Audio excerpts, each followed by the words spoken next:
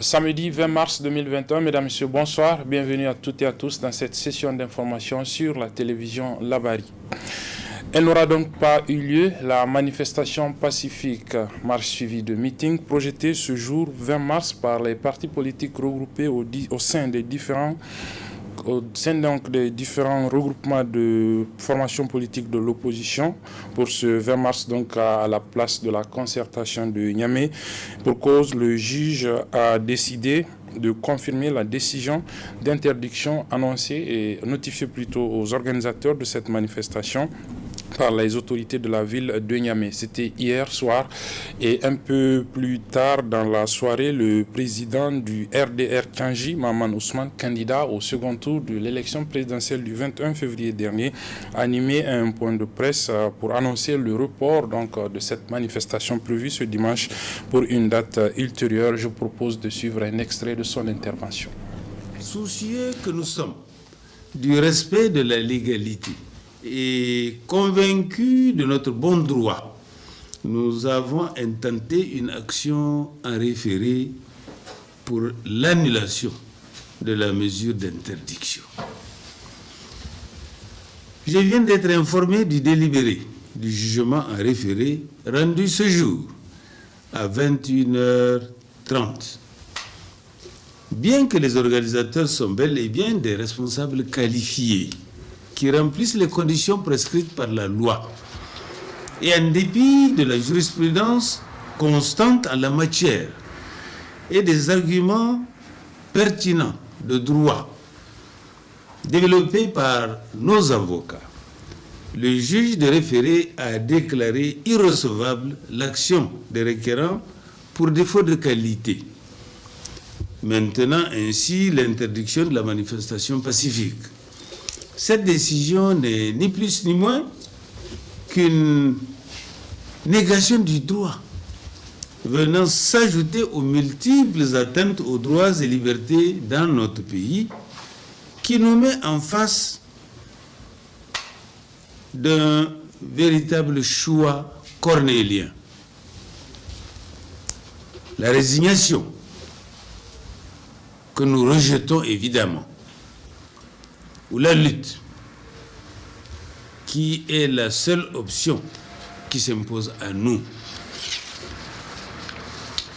S'agissant de l'acharnement, l'intimidation, arrestation des leaders et militants des partis de la coalition ayant soutenu notre candidature, nous réaffirmons notre compassion et notre solidarité et exigeons la libération immédiate et sans condition des personnes arrêtées. En conséquence, un appel sera interjeté dès demain contre cette interdiction et donc la marche pacifique suivie de meeting est reportée à une date qui vous sera communiquée incessamment. Nigériennes, Nigériens, mes chers compatriotes, l'heure est grave. Vous conviendrez avec moi que l'état de droit, la démocratie et la République sont en danger au Niger. Je mesure et salue votre engagement, votre détermination et vous invite à rester mobilisés à défendre notre victoire en attendant sa confirmation par la Cour constitutionnelle. Voilà, c'était donc le président Maman Ousmane, président du RDR Tchangi, hier soir, juste après l'annonce donc de la décision du juge confirmant l'interdiction de la manifestation prévue ce 20 mars par les partis politiques ayant soutenu sa candidature pour le second tour de l'élection présidentielle du 21 février dernier. Dans la même logique, le président du parti Amen Amen, Omar Hamidou Tchana, dit Ladan, président donc du parti Amen Amen, un des partis qui a soutenu le candidat du RDR Tchangi Maman Ousmane pour cette élection du 21 février dernier, a réagi donc à cette décision du juge, mais aussi la décision d'interdiction notifiée à eux par les autorités de la ville de Niamey. Je propose de l'écouter. C'est la preuve établie maintenant que ce gouvernement a peur. Ce gouvernement a peur que le peuple réaffirme son soutien au président Maman Ousmane. Mais nous sommes des légalistes, nous sommes des pacifiques. Notre intention était de faire une marche pacifique, de faire une véritable démonstration de force dans le calme et la sérénité. Mais malheureusement, ce gouvernement, qui a toujours été connu et reconnu comme liberticide, atteint porte atteinte une fois de plus aux libertés fondamentales de l'opposition. Au demeurant, il pensait que nous allons peut-être commettre une faute afin qu'il décapite l'opposition comme est l'intention. Mais nous sommes debout et nous allons lutter avec les moyens de droit pour rétablir la volonté du peuple nigérien déclarée dans les urnes. Voilà, c'était donc Omar Hamidou Tiana, le président du parti Amen Amen. La suite de ce journal, vous le savez, aujourd'hui, 20 mars, c'est la journée internationale de la francophonie qui commémore donc la date de la création de l'ACCT, c'est l'Agence de coopération technique et culturelle, l'ancêtre donc de l'Organisation internationale de la francophonie. Comme de coutume, à chaque occasion, à l'occasion de cette journée, le secrétaire général de cette organisation, OIF, livre un message. Cette année, Madame Louise Mouchiki-Wabo a livré le message qui a tourné autour de la thématique Femmes francophonie, femmes résilientes. Je vous propose de suivre son message. Le mois de mars est l'occasion de célébrer sur les 5 continents la force stimulante des liens de solidarité créés par la langue française. Heureuse coïncidence, ce mois est aussi dédié à la femme. Pour cette journée internationale de la francophonie, alors que le monde lutte depuis plus d'1 an contre les effets dévastateurs d'une pandémie sans précédent, je veux que l'énergie francophone du 20 mars se transmette en particulier à toutes les femmes et à toutes les filles de notre espace. Qu'elle irradie vers cette moitié de la population francophone qui, d'autant plus en temps de crise, fait preuve d'une extraordinaire résilience, d'une capacité permanente à se relever, à s'adapter, à se réinventer, à sortir des situations les plus difficiles. C'est à vous, femmes francophones, c'est à vous, femmes résilientes, que j'ai voulu, en ma qualité de secrétaire général de la francophonie, dédier cette journée. À vous qui êtes particulièrement exposées, car plus nombreuses à dispenser des soins en milieu médical ou auprès de vos familles, et qui devez avoir un accès équitable au vaccin, où que vous soyez, au nord comme au sud, en ville ou dans les campagnes les plus reculées. Avoue que cette crise frappe de plein fouet, comme d'ailleurs toutes les crises sanitaires, économiques, sociales et politiques qui traversent le monde. À vous qui, face à la perte des revenus de vos activités souvent précaires et informelles, grâce à votre imagination et à votre créativité, trouvez des solutions concrètes pour faire vivre vos familles et parfois vos communautés. À vous qui, refusant le rôle de victime auquel certains veulent vous reléguer, apportez des réponses pertinentes aux défis auxquels vos sociétés sont confrontées. Pour encourager votre résilience, l'Organisation internationale de la francophonie s'engage à plusieurs niveaux. Pour venir en aide aux plus vulnérables, nous avons créé pendant les premiers mois de la pandémie le fonds La Francophonie avec elle, dont je suis heureuse d'annoncer aujourd'hui le lancement du 2e appel à projet. Pour vous accompagner dès le plus jeune âge, car tout reste encore plus difficile pour les petites filles que pour les petits garçons, nous formons les enseignants et nous venons de lancer le portail Relief qui rassemble des ressources éducatives afin de combattre préjugés et stéréotypes, parce que nous voulons que vous soyez capables d'exercer tous les métiers, en particulier ceux de l'innovation. Nous vous attendons nombreuses dans notre nouveau programme de formation au métier du numérique, Déclic. Parce que l'autonomisation des femmes est une des priorités de notre stratégie économique, nous allons promouvoir l'entrepreneuriat féminin avec le projet Pionnière.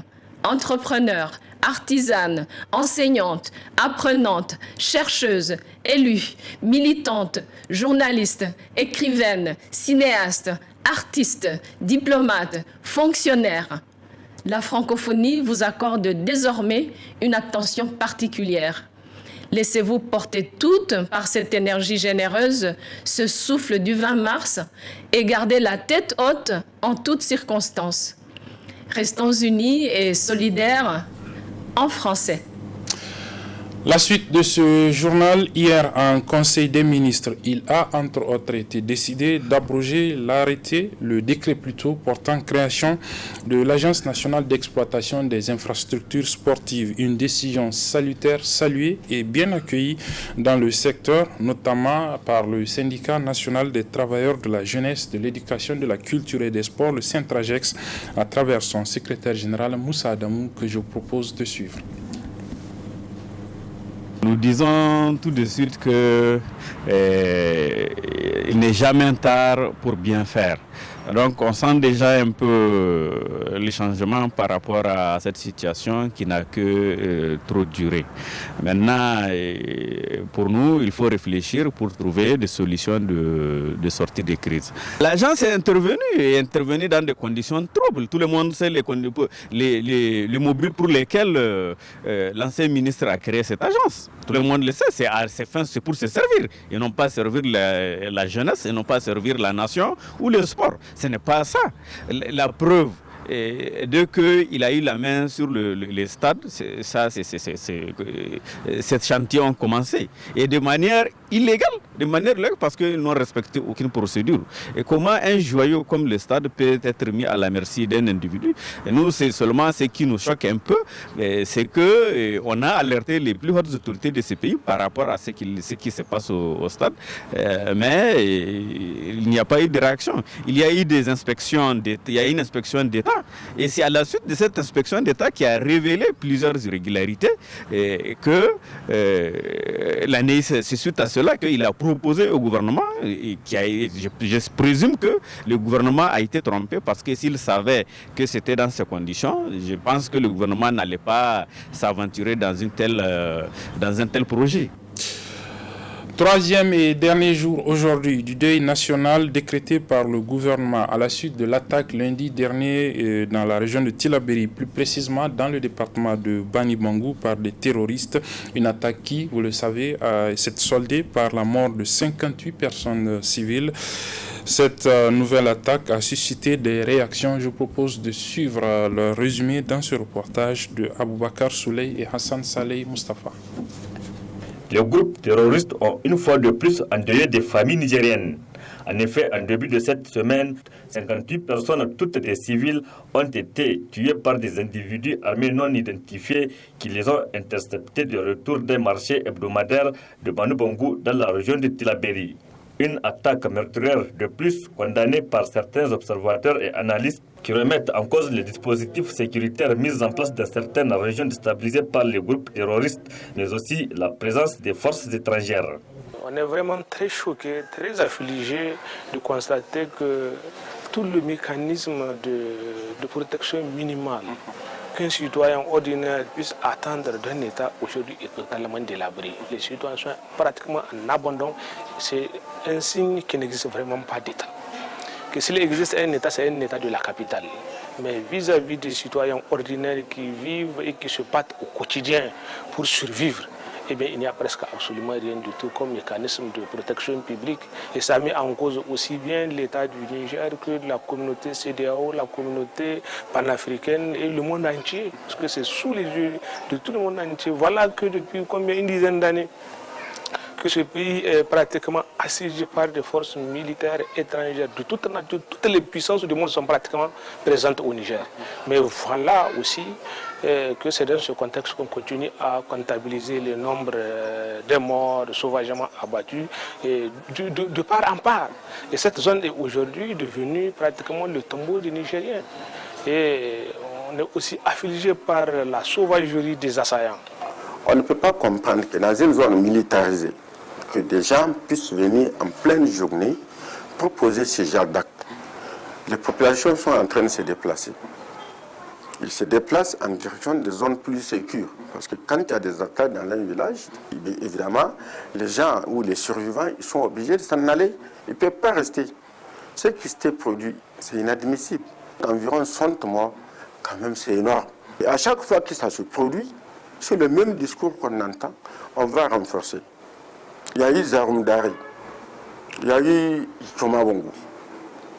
On est allé promettre que les dispositions vont être prises. Moi, je considère que dans une zone militarisée, où il y a l'état d'urgence qui prévaut pendant toutes ces années, ce n'est pas possible que des actes comme ça puissent se dérouler.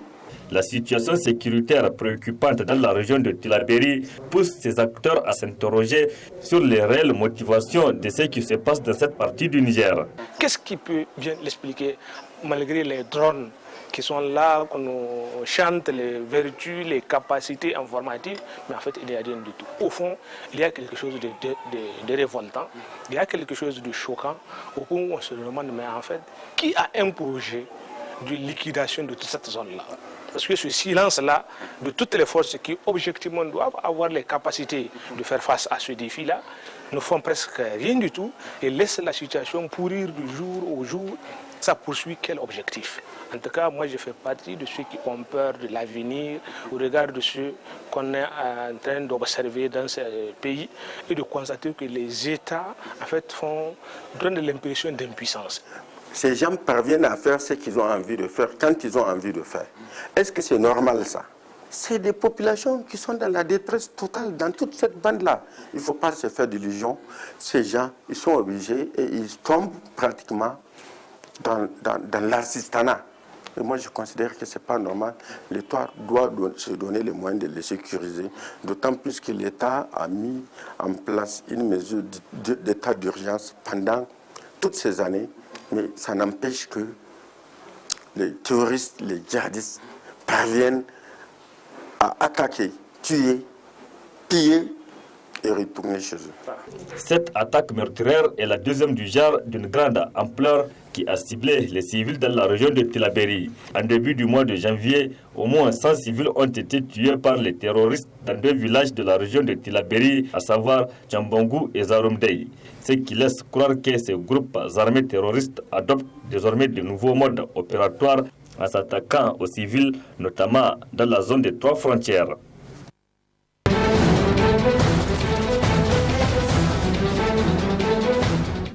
Voilà quelques faits de l'actualité hors de chez nous. D'abord avec le Sénégal où les autorités ont décidé de lever la mesure d'état d'urgence sanitaire instaurée dans le cadre de la lutte contre la pandémie de la Covid-19. Suivant le reportage. Dans le quartier de Ouakam à Dakar, Diary Faye vit de la vente de tiéré, le traditionnel couscous sénégalais. Un travail qui permet à cette mère de 4 enfants de subvenir habituellement aux besoins de toute la famille. Jusqu'à l'apparition des premières mesures restrictives il y a 1 an, dans le cadre de la lutte contre la Covid-19. Ses revenus ont chuté de moitié. Pendant le couvre-feu, je n'arrivais pas à écouler toute ma marchandise. Je me contentais de mes maigres économies. Je dépensais moins d'argent pour la nourriture et les enfants n'avaient le droit qu'à l'essentiel. Diary Faye est originaire d'un village de la région de Thiès. Elle est arrivée à Dakar à l'âge de 12 ans pour travailler comme femme de ménage. Cela fait maintenant 10 ans qu'elle exerce dans la vente de couscous. Chaque jour, à la tombée de la nuit, elle s'installe ici, à côté d'une boutique fréquentée du quartier. Et ce soir, pour la première fois depuis des mois, elle n'aura pas à se soucier de l'heure. C'est une bonne chose que le couvre-feu soit levé. Maintenant, je n'ai plus besoin de me précipiter pour préparer le couscous. Les enfants vont pouvoir m'aider après l'école et normalement, je devrais retrouver mes bénéfices d'avant le couvre-feu. À l'instar de Diary Faye, 8 ménages sénégalais sur 10 ont vu leurs revenus chuter en 1 an de pandémie, selon l'Agence nationale de la statistique. Cette paupérisation a suscité beaucoup de colère. Une flambée de violence inédite a secoué le pays il y a quelques semaines. Dans un geste d'apaisement, le président Macky Sall avait allégé le couvre-feu le 8 mars dernier. Il vient de le lever, comme toutes les restrictions concernant les rassemblements et les déplacements. C'est la fête parce qu'il y a des gens qui jubilent aujourd'hui qu'on a enlevé le couvre-feu. Mais pour moi, ça reste. Parce que jusqu'à maintenant, les maladies sont là. Les gens doivent se protéger toujours. Les mesures barrières, là, on doit les respecter. La Covid-19 continue son expansion dans le pays. Selon le ministère de la Santé, près de 150 nouveaux cas sont enregistrés chaque jour. Le cap des 1000 morts vient d'être franchi. Demain, 21 mars, les Congolais sont appelés aux urnes pour choisir leur président. Le président sortant, Denis Sassou Nguesso, est candidat à sa propre succession plutôt. Et l'élection de demain est sans enjeu, sans grand enjeu en tout cas, comme nous allons le voir dans ce reportage. Son visage à Brazzaville, tout le monde le connaît. Denis Sassou Nguesso, depuis 36 ans au pouvoir, est candidat à sa propre succession pour un 4e mandat. Beaucoup de jeunes au Congo n'ont pas connu d'autre président, mais ils espèrent cette fois-ci être pris en compte. Le président a promis pour les jeunes. On va travailler, mais il y a encore des élections. Si les jeunes veulent bien que notre président soit encore là-bas. À 77 ans, Denis Sassou Nguesso gouverne un pays où plus d'un habitant sur 2 a moins de 20 ans. Et dans ce quartier de Pointe-Noire, ces jeunes n'attendent qu'une seule chose de lui, du travail. Comment on résout les problèmes de la jeunesse quand on n'est pas capable de leur donner du travail, quand on n'est pas capable de leur donner du pain? Celui qui sera élu, il vient avec du boulot. Moi, je travaille, il faut que j'ai quelque chose pour nourrir mes enfants, qui nous arrange le bled. Pour séduire la jeunesse, le président a lancé une vaste consultation sur les réseaux sociaux. Près de 600 000 jeunes se seraient connectés sur Facebook, Instagram et Twitter. Mais se déplaceront-ils jusqu'aux urnes? Réponse ce dimanche lors de l'élection. Voilà, c'est sur ce que se referme cette édition, mesdames et messieurs. Merci de l'avoir suivi. Très bonne suite des programmes sur la télévision.